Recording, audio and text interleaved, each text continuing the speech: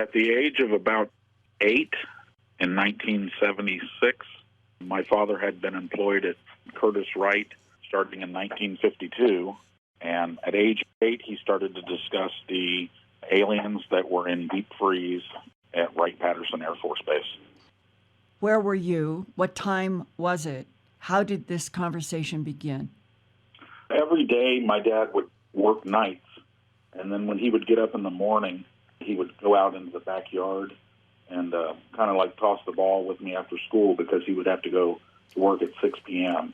And we were on the back porch, and he had told me that there were some things that he had learned from a doctor in the Air Force that he had been kind of acquainted with about the beings being stored there at Wright-Patterson Air Force Base. There were 2 beings. They were gray in color, very heavy for their size, and they couldn't determine the sex or whether they even had a sex, unisex or no sex at all. And that's why this colonel was telling my dad about it at Rockwell. And what was your father doing at Rockwell? He started at Curtiss-Wright in 1952 and worked on the Vestal short takeoff landing aircraft. And then when it changed to Rockwell, he managed the parts for the Hellfire missile.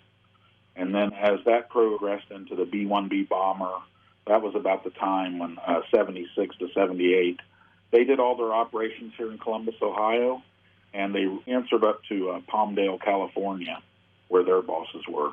Why would the doctor be talking to your father?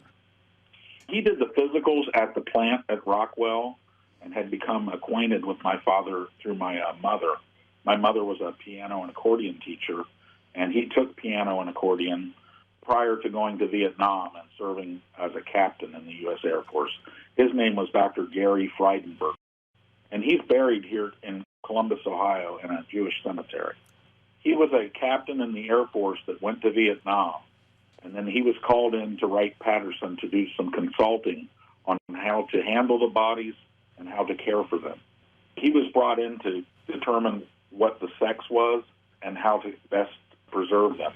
They were in some sort of liquid ice fluid, as my dad described it, which I believe now maybe could have been a cryogenic fluid or liquid nitrogen. They were very small but heavy for their size. And did anybody determine why? I'm not sure. Do you remember your father talking about the details of them? They were gray in color. They had no eyelids. They seemed to have some sort of uniform on, but they couldn't tell their male or female characteristics. And did they talk about the possibility that these were clones or hybrids or androids? Not to my knowledge. I feel there are really, truly cracks in this planet's concocted policies of lies and denials that have been enforced by political and military power brokers for decades, centuries. The cracks are building up to telling the truth that we are not alone in this universe, and the cracks keep widening as more and more mainstream media are featuring straightforward articles about other life and even other dimensions and other timelines in the cosmos. Even the head of Harvard University's astronomy department, Avi Loeb, has written several papers about his conviction that the long, strange object called Oumuamua that came near our sun and solar system was, in fact, an extraterrestrial craft. Oumuamua was first discovered by the Pan-STARRS telescope in Hawaii on October 19, 2017. After it made a sudden hairpin turn as it approached Earth, it accelerated from around 57,000 miles an hour to 97,200 miles an hour on its way out of our solar system, without any explanation for that extreme acceleration, except that Professor Loeb at Harvard has hypothesized in papers that Oumuamua was truly an interstellar craft, perhaps checking out this solar system and our Earth. Now, more and more mainstream media are doing straightforward reporting about the growing mainstream physics questions. Are we humans in a holographic universe, or one of many universes, many dimensions, and many timelines? Recently came this headline in The Conversation and the Griffith Report: why the idea of alien life now seems inevitable and possibly imminent. I think it is probable that Earth's human future, many are neutral and some are outright hostile, and that is according to military insiders and remote viewers who have worked for the Defense Intelligence Agency, the Central Intelligence Agency, and other agencies trying to understand what is out there in our universe that seems to be based here in our solar system and has been interacting with our planet Earth for literally millions of years. That is why I think that we need honesty from our government about who, what, why are we dealing with on this Earth in the alien presences that our government has known about through retrievals of aerial craft and non-human bodies, both dead and alive, since at least the early 1940s. And one of the U.S. government's most important documents that I have ever seen about different types of non-humans and their technologies is this Psalm 101 Majestic 12 Group Special Operations Manual entitled Extraterrestrial Entities and Technology Recovery and Disposal, Top Secret Magic Eyes Only, published by the U.S. War Office. That was before we had a Department of Defense in the Pentagon. In the War Office in April 1954, 65 years ago. And please keep this date in mind that descriptions of non-humans and various types of UFO craft were being written about in Washington, D.C. less than a decade after the end of World War II. And further, this is a manual to teach military security units about how to recover extraterrestrial entities and technologies. It came from a whistleblower in 1994. The document has been scrutinized by my longtime friend and colleague Robert Wood, PhD, an aerospace engineer who first worked for Douglas Aircraft, that merged with McDonnell Corporation in 1967 to become McDonnell Douglas, which was later purchased by Boeing in the early 1990s. And in Bob's 43-year long career, Bob worked on aerodynamic heating, ballistic missile defense, radar, the space station before his retirement in 1993. And that year, nuclear physicist and UFO researcher Stanton Friedman sent Bob Wood a strip of Tri-X 35mm negatives that Stan Friedman had received from Don Berliner at the Fund for UFO Research based in Mount Rainier, Maryland. Berliner said that he received a green box used to ship film and photographs and postmarked March 7, 1994, from a La Crosse, Wisconsin pharmacy. It was later to be identified as Quinlan's Pharmacy. Inside of this pharmacy's photo box were 35mm negatives of what Bob Wood now thinks is the most important and authentic U.S. government document about extraterrestrials leaked up to 1994 and is up there in the top 3 or 4 today as I'm talking to you on May 1st, 2019. Bob Wood processed the negatives and eventually assembled each page into what it must have looked like when first printed in the late 1940s to early 1950s. And Bob is convinced, after tracking down the original 1954 manager of the War Office print shop, that the Psalm 101 training manual was printed on about how to retrieve extraterrestrial bodies and craft. And therefore, from Bob's point of view, after he and Ryan, his son, have been able to communicate directly with that print manager, that this is a real document.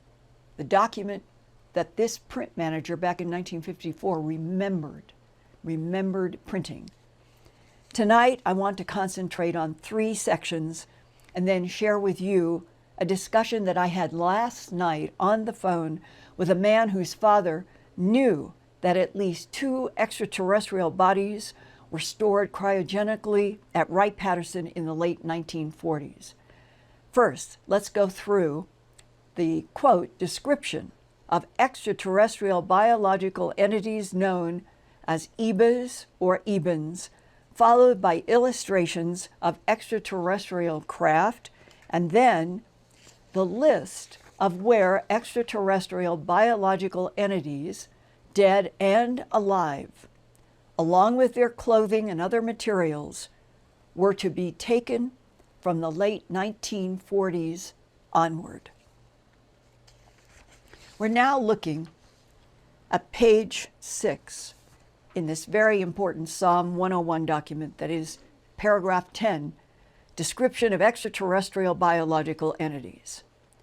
Examination of remains recovered from wreckage of UFOBs, and that was an acronym that was used in the late 40s and early 50s in documents, UFOBs, UFO objects, indicates that extraterrestrial biological entities may be classified into two distinct categories as follows. EBA Type 1. These entities are humanoid and might be mistaken for human beings of the Oriental race if seen from a distance. They are bipedal, that means they stand on 2 feet, 5 foot to 5 foot 4 inches in height, and weigh 80 to 100 pounds. Proportionally, they are similar to humans, although the cranium is somewhat larger and more rounded. The skin is a pale, chalky yellow in color, thick and slightly pebbled in appearance. Some people have said it was like a fine-skinned lizard. The eyes are small, wide-set, almond-shaped, with brownish black irises with very large pupils. The whites of the eyes are not like that of humans, but have a pale gray cast. The ears are small and set low in the skull. The nose is thin and long, and the mouth is wider than in humans and nearly lipless. More like a line is what everybody says. There is no apparent facial hair and very little body hair, that being very fine and confined to the underarm and the groin area. The body is thin and without apparent body fat, but the muscles are well developed. The hands are small with 4 long digits, but no opposable thumb. The outside digit is jointed in a manner as to be nearly opposable, and there is no webbing between the fingers as in humans. The legs are slightly but noticeably bowed, and the feet are somewhat splayed and proportionally large. Now, EBA Type 2. These entities are humanoid but differ from Type 1 in many respects. They are bipedal, standing on 2 feet, but these are smaller, 3 feet 5 inches to 4 feet 2 inches in height, and weigh 25 to 50 pounds. Look around a room to look at a desk, something that is about 3 feet, 3.5. They would be no taller than 3.5 to 4.2 inches. Proportionally, the head is much larger than humans of Type 1 EBANs, these cranium being much longer and elongated. The eyes are very large, slanted, and nearly wrap around the side of the skull. This is talking about these smaller EBA 2. These would be the ones with the large, slanted black eyes. They are totally black with no white showing. There is a noticeable brow ridge, and the skull has a slight peak that runs over the crown. The nose consists of 2 small slits, which sit high above the slit-like mouth. There are no external ears. The skin is a pale bluish gray color, being somewhat darker on the back of the creature, and is very smooth and fine-celled. There is no hair on either the face or the body, and these creatures do not appear to be mammalian. The arms are long in proportion to the legs. In fact, I know from descriptions and illustrations, the fingers fall all the way down to these small creatures' knees, and that the hands have 3 long tapering fingers and a thumb, which is nearly as long as the fingers. Therefore, they look like they have 4 long fingers. The second finger is thicker than the others, but not as long as an index finger. The feet are small and narrow, and 4 toes are joined together with a membrane. It is not definitely known where either type of creature originated, but it seems certain that they did not evolve on Earth, and it is further evident, although not certain, that they may have originated on two different planets. Brad, come back to me for just a second before we go to the next one. What I wanted to stress is when you have in the cattle mutilations, in the scenes, I've seen photographs, were little prints that went round like this and came back like an ice cream cone. Ranchers and sheriffs have said it looked like little ice cream cone prints in some places of animal mutilations.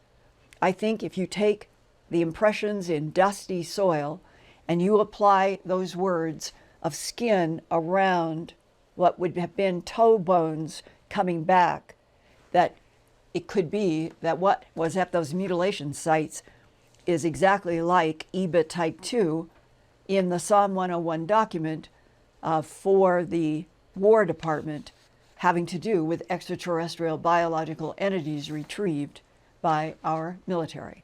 Now, let's go to the next slide. This is very important.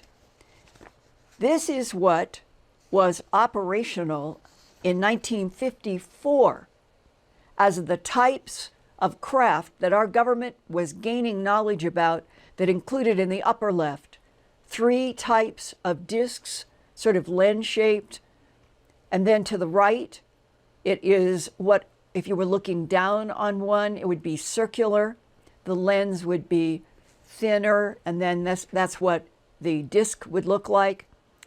Below that is a long cigar-shaped craft with a series of what look like windows or portholes going along the side.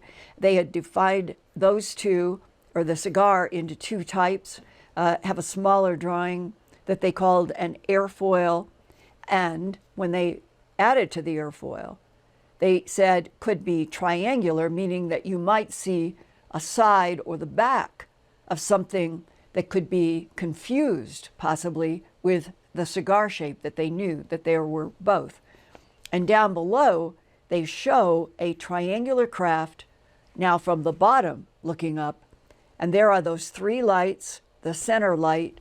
And for those of you who know about the Belgium craft that were photographed for at least 2 years at the beginning of the 90s, there's even a photo that would look like this drawing, but what I'm trying to avoid is mixing any of the modern stuff for you all to see. This is drawn in a 1954 printed War Office training manual. And if it's being printed in 1954, it is based on data that precedes 1954, and we don't know if there had been other editions of this training manual, but that advanced triangle is there in that 1954 document. And then to the left, some people in the abduction syndrome over the years have referred to ice cream cone shaped. And I think this 1954 manual, I think on the left of the triangle, is possibly what abductees have meant when they said it reminded me of an ice cream cone. This document uses the word cone-shaped, and that at the bottom and in another part of this manual, it says that the triangle is considered to be a highly more advanced type of aircraft than the others, but it doesn't go into the reasons why. Now, let's go to Psalm 101, page 11. Extraterrestrial Technology Classification Table. And this is where the military units that would be assigned to go out and do these missions of retrieval and return, and how to box everything up and how to handle it, where would all of this material go? And it breaks it down, and you can see that the top, the aircraft, intact devices, a damaged device, power plants, identified fragments, unidentified fragments would all be going to Area 51 S4. And this is a reference, this is a manual printed in 1954. Then, number 7 on the list, supplies and provisions, non-mechanical or non-electronic materials of a support nature, such as clothing, personal belongings, organic ingestibles, and so on. Majestic 12 code for supplies and provisions, SP 331, and where did they go? What was the facility that received that? Blue Lab, Wright-Patterson, -61. Number 8, living entity, living non-human organisms in apparent good or reasonable health. In MJ12 codes EBA-010, and they go to OPNAC BBS-01, that's related to the Navy. It's never been clear exactly where that facility is, but the next one, 9th on the list, non-living entity, deceased, that means dead. Deceased, dead, non-human organisms or portions of organisms, organic remains, and other suspect organic matter. The code was EBA-X as in X-ray, O as in orange, and they were designated in 1954 to go to the Blue Lab at Wright-Patterson -61. So now we have Wright-Patterson associated with getting dead bodies and all of the materials, clothing, everything that would go with those dead bodies to Wright-Patterson. Yesterday, on April 30th, I found this email that you're looking at now in my email from a man who has given me permission to use his real name and his father's real name, which was Alan Hale Jackson. He worked 36 years in aerospace-related engineering in Columbus, Ohio, not far from the historic and famous Wright-Patterson Air Force Base. And the emailer is Jeffrey Jackson from Columbus, Ohio, where he has lived his entire 52 years. And his father, Alan Hale Jackson, was based out of Columbus, Ohio, not far from Wright-Patterson Air Force Base. And he writes, quote, "Linda, I heard you on Ground Zero," and that was Monday night, April 29th, this week, telling of the autopsies of aliens in the late 1940s. That is something that Clyde Lewis and I got to talking about. And Jeffrey Jackson continues, "And here is information I know as true. My father, Alan Hale Jackson, worked 36 years at Curtiss-Wright and North American and Rockwell, and then for Boeing. He was a manager who expedited parts. He knew of many persons, both civilian and military Air Force personnel, that had told him of multiple aliens in deep freeze in Dayton at Wright-Pat, all throughout his 36-year career. He passed away in 2016 at age 86. I am his only child, Jeff Jackson. Thank you for all you do for truth."